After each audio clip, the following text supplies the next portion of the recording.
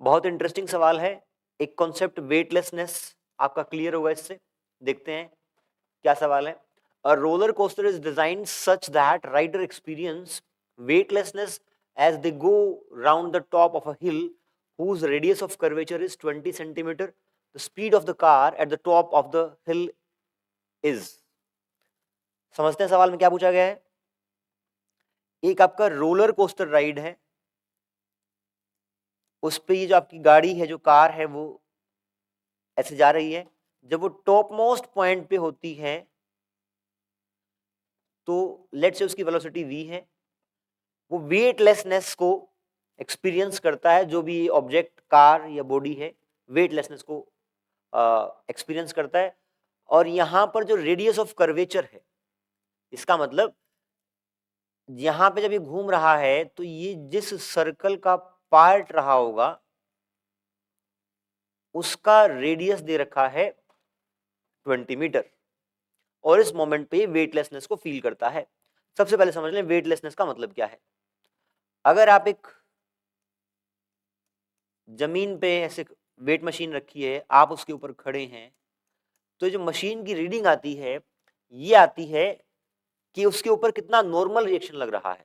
अगर इस पर्सन का आप एफबीडी बनाओगे तो ये mg और ये ऊपर नॉर्मल रिएक्शन, ये नॉर्मल रिएक्शन पर्सन के ऊपर लगाया इस मशीन ने, तो इतना ही मशीन के ऊपर भी लगेगा इस बॉडी के द्वारा, इस पर्सन के द्वारा, और इस नॉर्मल रिएक्शन के कॉरस्पॉन्डिंग ही आपकी उस मशीन की रीडिंग आएगी।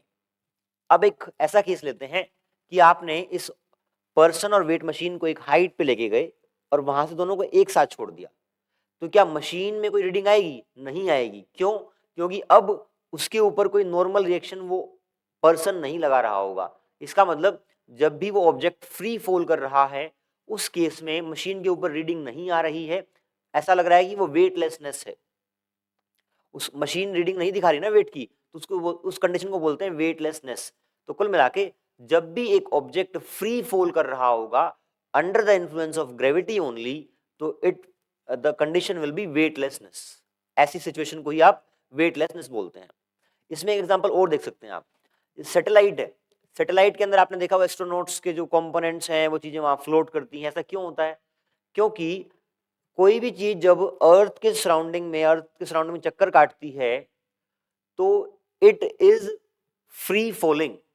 क्यों? क्योंकि अगर आप किसी चीज को एक सर्कल में ऐसे छोड़ दोगे तो विदाउट एनी फ्यूल वो चक्कर काटता रहता है due to gravitational force which is acting at centripetal force. तो अब उस सैटेलाइट के अंदर कोई और ऑब्जेक्ट है, वो अगर आपने ऐसे छोड़ दिया तो वो भी अर्थ के चारों तरफ एक चक्कर काटेगा इंडिपेंडेंटली, तो आपको उसके ऊपर कोई वो वेटलेसनेस वाली कंडीशन वो एक्सपीरियंस करेगा। तो कुल मिला के जब भी या फ्री फॉल हो रहा हो या फिर आपका कोई अर्थ के चारों तरफ चक्कर काटती हुई चीज है, वो दोनों ही फ्री फॉल कहलाते हैं, और ऐसी कंडीशन को हम बोलते हैं वेटलेसनेस। ठीक है, यहाँ पे क्या मतलब है? जैसे ही ये ऊपर की तरफ जाएगा ऐसे फास्ट, तो एक ऐसा आएगा कि यहाँ पर जो नॉर्मल रिएक्शन लग रहा है सरफेस का वो जीरो हो गया। कई बार आपने देखा होगा कि गाड़ी जब एक ब्रेकर के ऊपर से उछलती है तो कई बार वो टच नहीं करती होती, या फिर टच कर रही होती है तो नॉर्मल रिएक्शन उतना नहीं लगेगा। तो इस तरीके से यहाँ पे नॉर्मल रिएक्शन जीरो हो जाता है, ऐसा बोला गया है सवाल में। अगर नॉर्मल रिएक्शन जीरो है तो इस ऑब्जेक्ट के ऊपर एक ही फोर्स लगा mg, इसका मतलब एक ही फोर्स लगा, तो वो फ्री फॉल है या फिर सिर्फ अर्थ के इन्फ्लुएंस में ही उसको फोर्स लग रहा है। This force will be equal to centripetal force mv square by r